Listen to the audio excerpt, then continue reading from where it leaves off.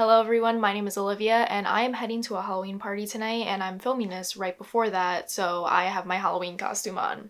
Yes, I am the Winter Soldier. But let's talk about some of the TV shows and movies that I've recently seen that I would highly recommend to you all. Let's start with movies first. And the first one that I want to talk about is actually a comedy special. A series of comedy specials, which is very rare for me considering I don't enjoy comedy. But I decided to watch John Mulaney's comedy specials on Netflix and fell absolutely in love with his comedy.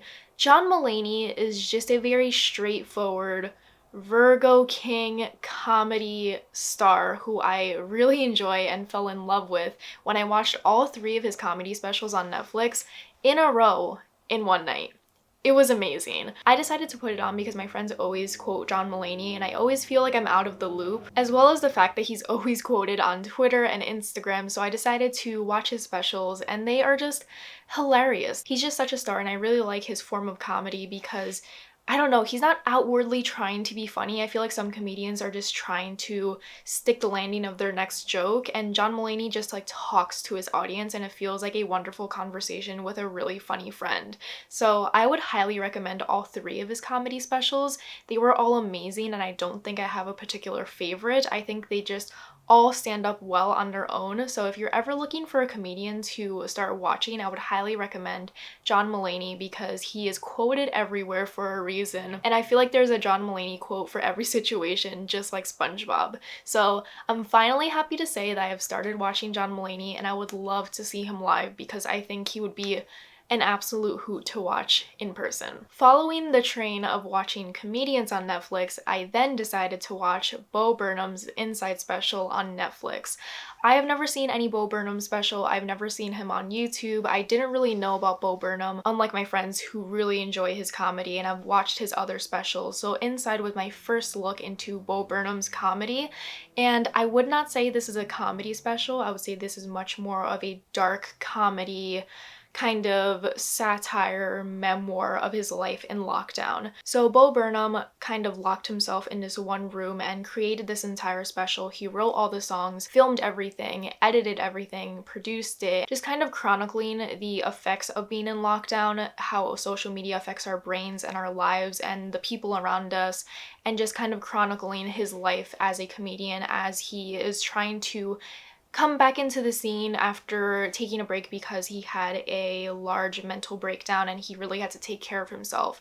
So this kind of takes a look at what his life was like during lockdown, and these songs are absolutely fantastic. My friends and I listen to it all the time whenever we hang out, and it's just so quotable and so sad but also so amazing because it's so relatable. And I think it's especially relatable as a content creator because he talks a lot about how audiences will pick you apart and kind of leech off of you and don't see you as an actual human being. They see you as a form of entertainment. And I think that the way he touched upon it and the way he explained it through his songs and through his dialogue was absolutely superb. It's definitely worth the watch, even if you've never seen Bo Burnham before, if you've never seen his comedy.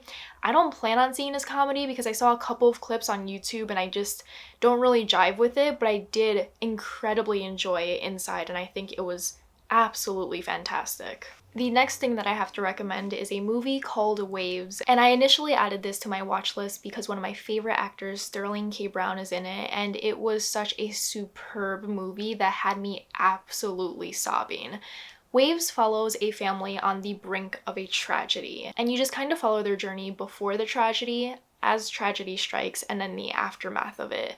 If you enjoy the book Everything I Never Told You by Celeste Ng, I think you would greatly enjoy this movie because it's kind of in the same vein where we explore this one family and their different perspectives as tragedy strikes and their family is falling apart at the seams and they are trying to pick up the pieces together. The acting was raw and authentic. The pacing was restless and fast, and it's just kind of like a kaleidoscopic picture of a family and all the nuances in it and the grief and the love and the pain and everything mixed together that comes along with being a part of a family. It was just so well crafted and heartbreaking and just so authentic in a way. It felt so real. It felt like I was watching a family that I knew fall apart. The visuals are stunning, the acting is something to be admired, and the storyline itself is wonderful because I feel like we don't get a lot of just simple stories exploring a family and the way that it can fall apart and fall together. And I just want more movies like this in the future because I think it's very important to kind of look at different sides of different families and how they kind of deal with different situations in their life, because every family is different, and I think we need more familial stories because they're just fantastic. The next movie that I have to recommend is Shiva Baby. Shiva Baby follows our main character who is kind of living a very messy life. She has a sugar daddy and she is not actually attending the college that she tells all her family members that she is attending, and our main character has to attend a Shiva after someone recently passed away. So this is the moment where people come to the household, they eat together, they talk, and they just kind of catch up on life. So we follow our main character Danielle as she is navigating this Shiva, and she is talking to different family members, and she is trying to uphold this facade of having her whole life together. But then her sugar daddy and her ex-girlfriend show up at the Shiva and everything kind of falls apart from there. I said in my Letterboxd review that this movie is like a horror movie in a way because it completely captures the essence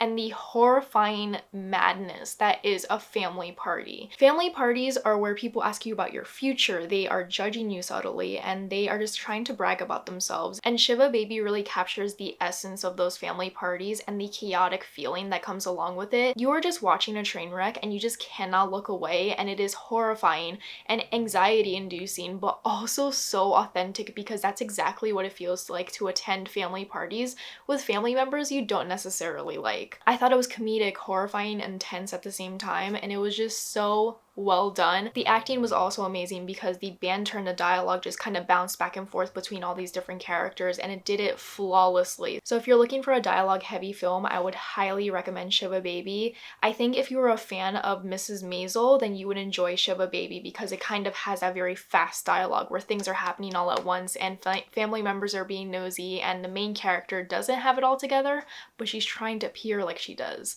Now let's move on to TV shows, and I have two TV shows and they're both K-dramas, and I am on the K-drama train and I never want to get off of it because the acting, the storylines, the structure of K-dramas are so amazing. It's all I ever want to watch now.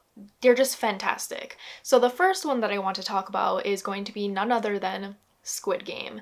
I decided to watch Squid Game because I saw so many people tweet about it. I saw people tweeting about how horrific it was, how gory it was, and I was like, I watched Hannibal, I've seen it all, let me see if I can watch Squid Game. So my dad and I decided to watch Squid Game together, and we would watch like 2 episodes a night for an entire week, and it was just unlike anything I've ever seen on television besides Hannibal. Whenever I watched Hannibal, I would always scream out to the TV, how was this allowed to air on TV? And that's exactly how I feel about Squid Game. Squid Game is set in South Korea following a ton of different characters who are very low on their luck, and they owe a lot of debt to different people, and they are basically desperate for any form of relief. So they are offered to play in the game called Squid Game, and they are told if they are able to win this entire game, they will win billions of wons. But things take a turn for the worse when they realize that these games are much more deadly than they seem. So Squid Game is like Hunger Games on steroids. I feel like everyone's going to say that when they pitch it to you. It is just one of the most gory, violent things I've ever seen on television, and I actually got nauseous while watching one of the games because it was just so high stakes, so full of tension, and so horrifying that these people are going through these situations that I just completely felt sick to my stomach, which was a feat in itself because I've never felt that before while watching something on television.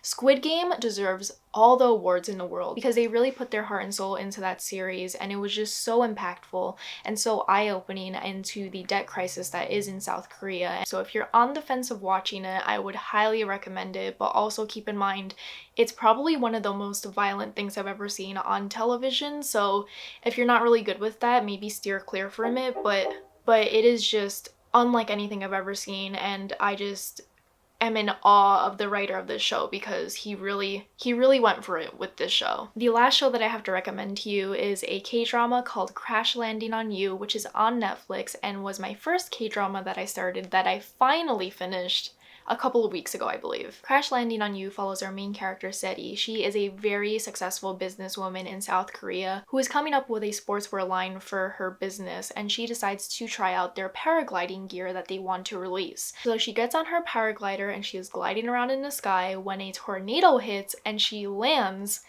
in North Korea.